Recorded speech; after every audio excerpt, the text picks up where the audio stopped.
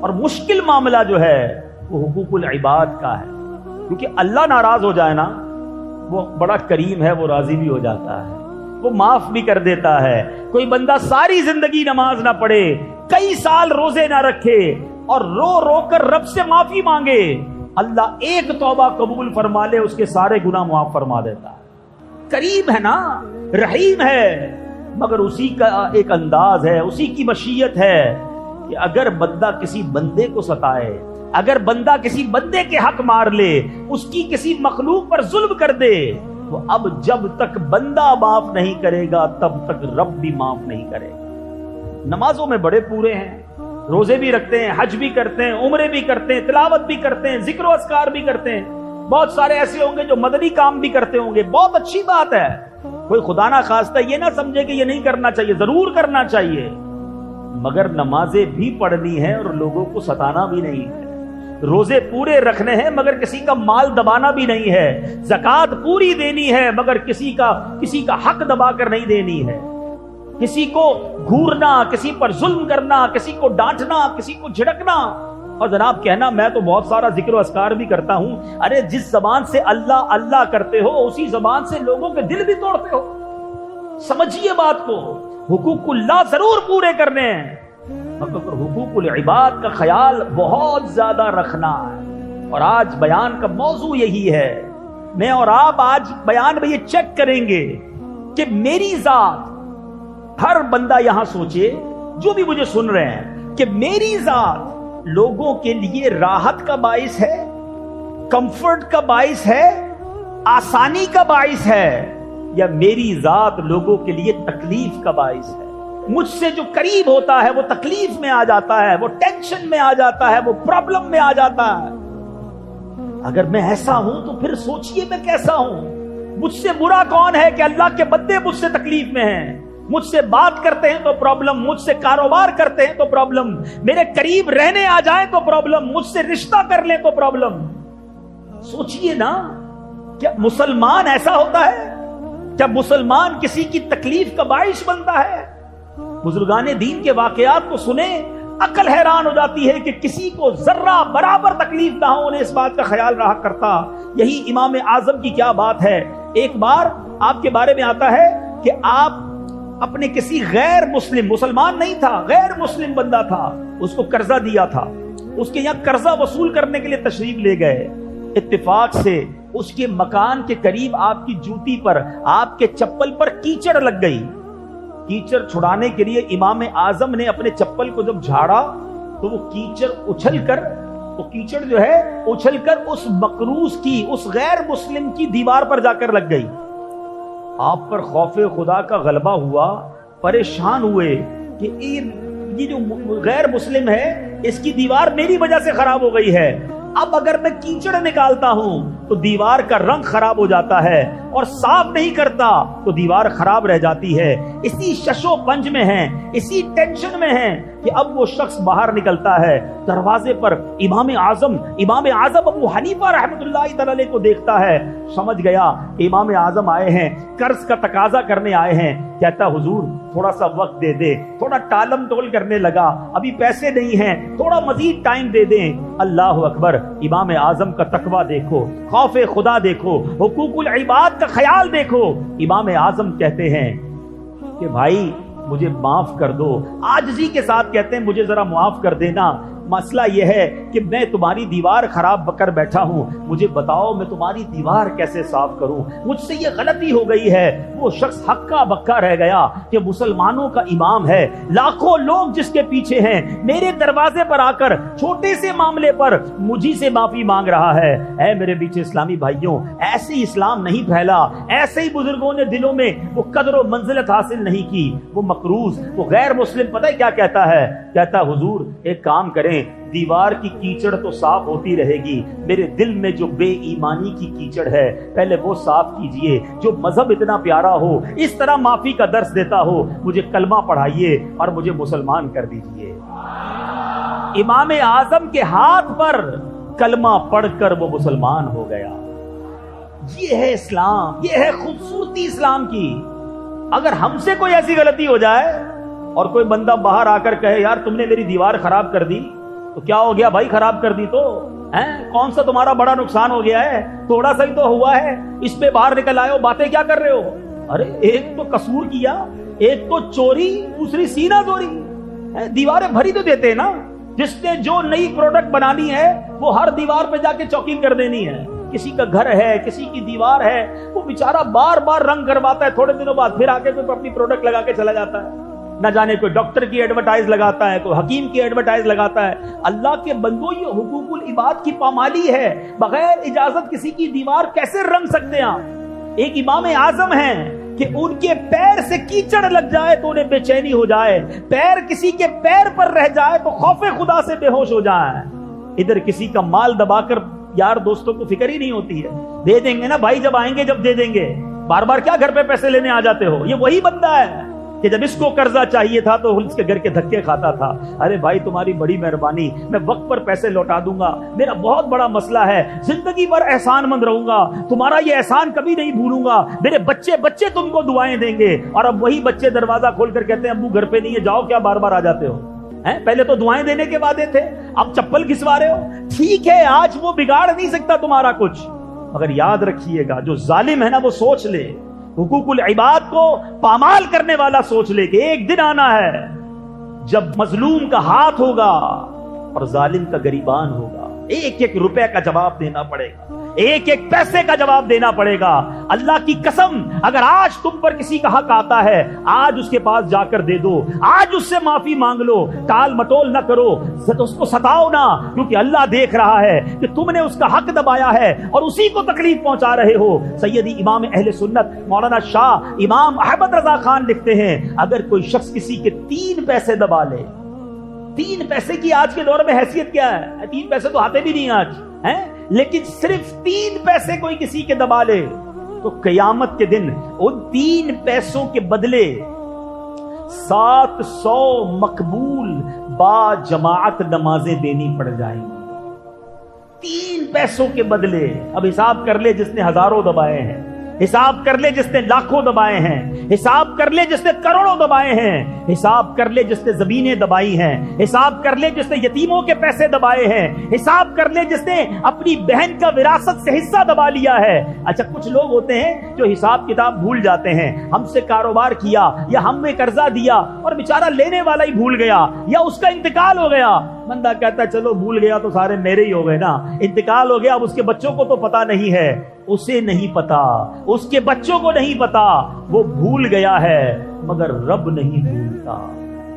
अल्लाह के यहां सब लिखा हुआ है, वो देख रहा है, तुम्हें खुद जाकर उसका हिसाब चुकता करना होगा।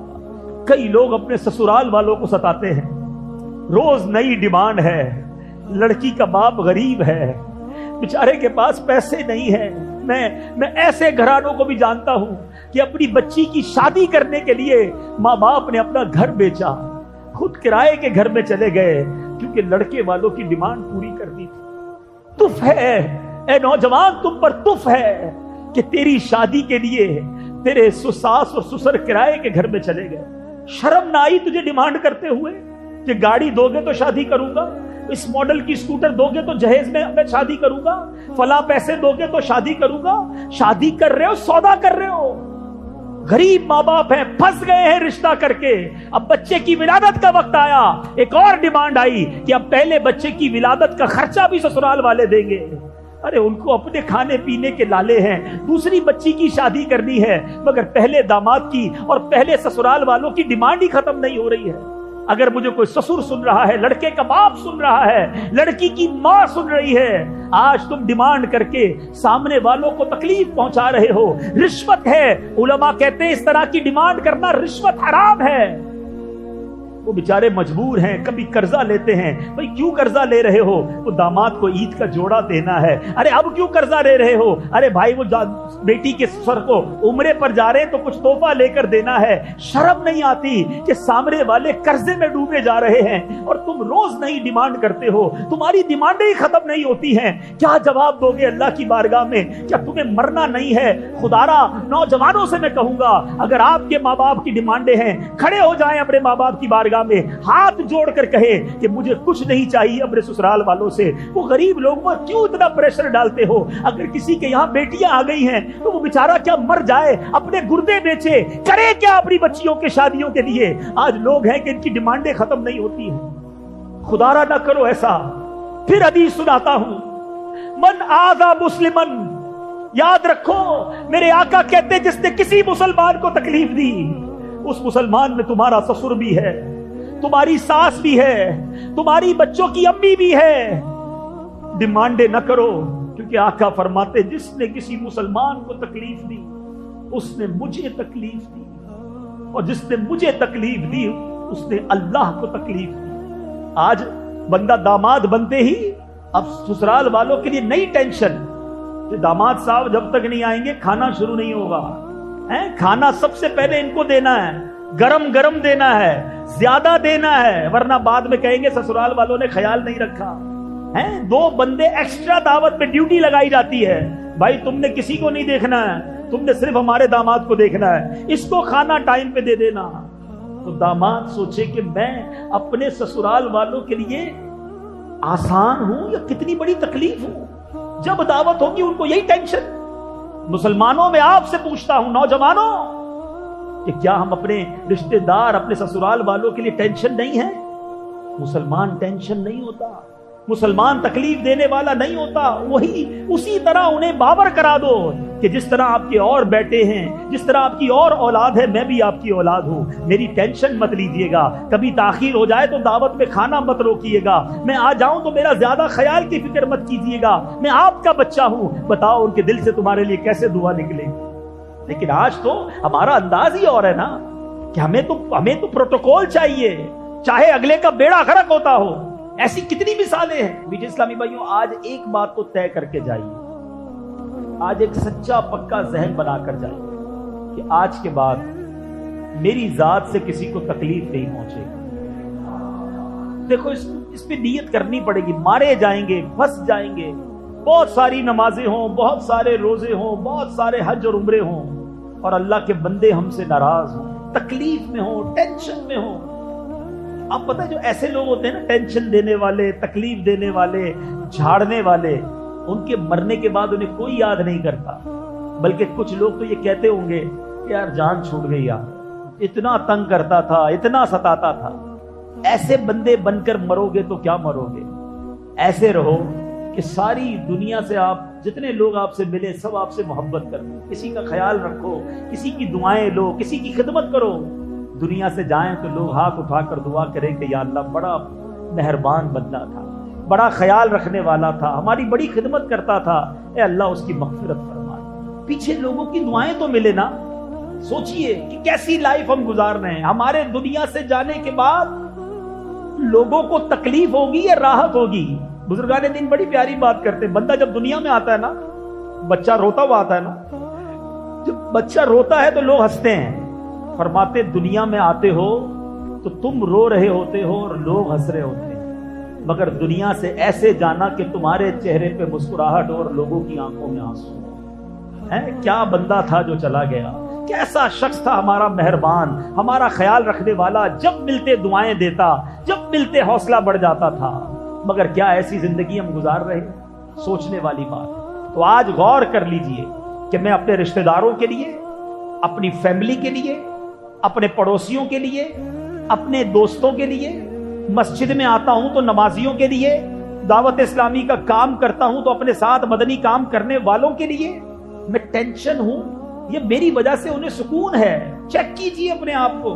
اور اگر واقعی آپ کو یہ احساس ہے کہ واقعی یار میری وجہ سے لوگ ہیں بڑی ٹینشن میں، تو اپنے انداز کو بدلیے، آسان ہو جائیے، نرم ہو جائیے، تکلیف دینے والے نہ بنیے. بس آج پکی سچی نیت کرو کہ اللہ کا کوئی بندہ، کوئی بندی، کوئی انسان مجھ سے ناراض نہیں ہوگا. میں ناراض نہیں کروں گا، میں تکلیف نہیں دوں گا، اور اگر دے چکا ہوں تکلیف تو معافی مانگ لوں گا، راضی کر لوں گا. کیونکہ ادھر راضی کرنا آسان ہے، ادھر مارے جائیں گے. اب میں آپ کو 2-3 ایگزامپلز بتاتا ہوں. ہو سکتا ہے ابھی بھی کسی کے ذہن میں آ رہا ہو کہ یار میں تو تکلیف نہیں پہنچاتا، میں تو کسی کو مسلمان کو پریشان نہیں کرتا. اصل میں یہ بھی بڑا مسئلہ ہے کہ جو تکلیف پہنچانے والے ان کو لگتا ہے میں تو کرتا ہی کچھ نہیں. ان کو کون بتائے؟ اتنی ہمت بھی نہیں ہوتی ہے کسی کی کہ وہ آپ کو بتا سکے کہ حضرت آپ کی جو بات کرنے کا سٹائل ہے نا وہ ہمارا دل کرچی کرچی کر دیتا ہے, آپ کا یہ جو طنز کرنے کا انداز ہے نا یہ ہمیں بہت برا لگتا ہے. یہ بھی ہمت نہیں ہوتی ہے. کس کی مجال ہے کہ جو تجھ کو بتا سکے؟ ہمت ہی نہیں ہوتی, کیونکہ اب یہ بتائیں گے تو اور برا بھلا کہیں گے, اور ستائیں گے, اور ڈانٹیں گے. سوچئے آپ, ایسے کئی شوہر ہیں کہ بیوی 3 دن تک انتظار کرتی ہے کہ شوہر کا موڈ ٹھیک ہو جائے پھر بات کرو. ایسے شوہر کس کا؟ ایسا شوہر اگر میں ہوں تو کیسا ہوں خود سوچئے نا. اتنا خوف گھر میں, اولاد باپ سے بات کرنے کے لیے انتظار کر رہی ہوتی ہے کہ کب والد کا موڈ ٹھیک ہو جائے پھر بات کرے, ورنہ ابھی بات کرنی ہے تو گالیاں ہی پڑنی ہیں.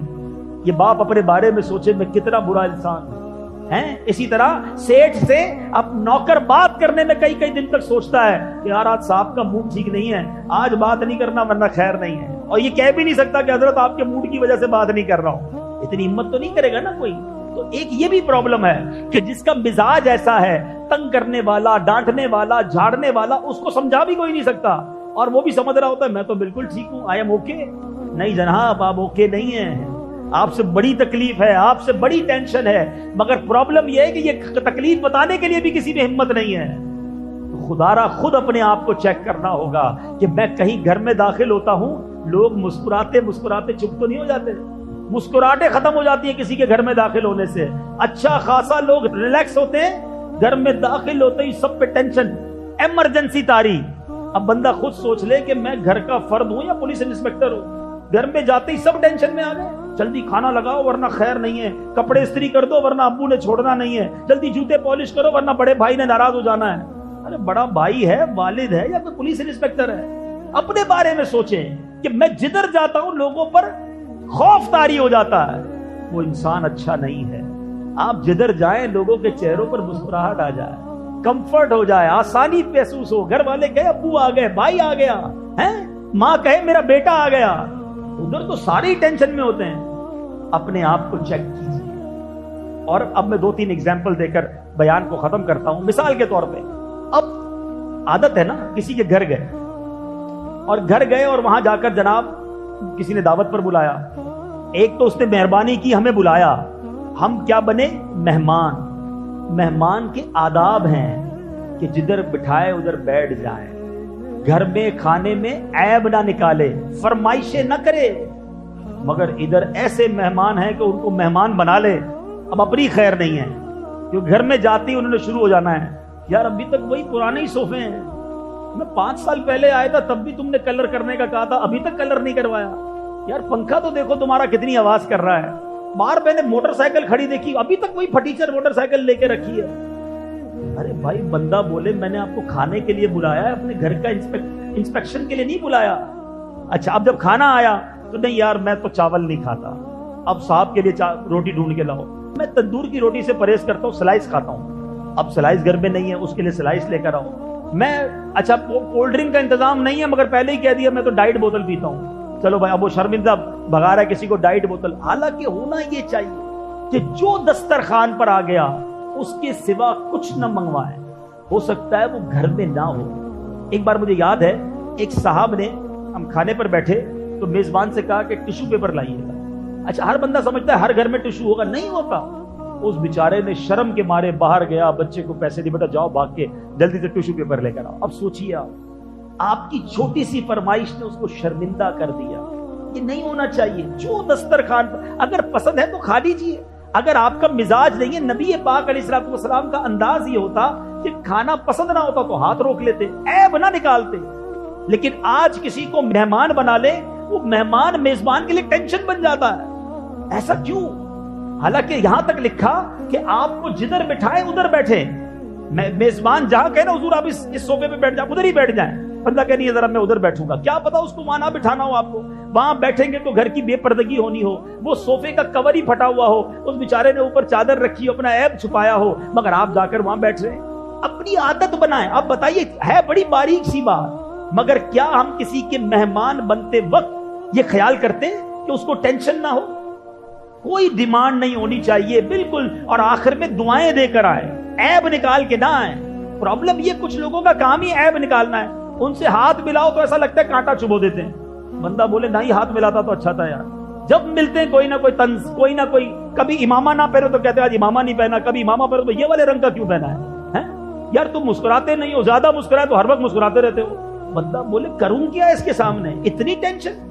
تو ایسے نہ بنے. کیا لوگوں میں خوبیاں نہیں ہوتی؟ ایک مثال بڑی پیاری ہمارے نگران شورا دیتے ہیں. 2 قسم کی مکھی ہوتی ہے، یاد رکھیے. ایک ہوتی ہے گھریلو مکھی اور ایک ہوتی ہے شہد کی مکھی. ٹھیک ہے نا؟ گھر میں بھی مکھیاں ہوتی ہیں. گھر کی مکھی کہاں بیٹھتی ہے؟ گھر کی مکھی ڈھونڈ کر گندگی پر بیٹھے گی. جدھر کچرا پڑا ہوگا نا، گھر کی مکھی ہاؤس فلائی ادھر ہی جا کے بیٹھے گی. آپ کا کبھی جسم میں کہیں زخم لگ جائے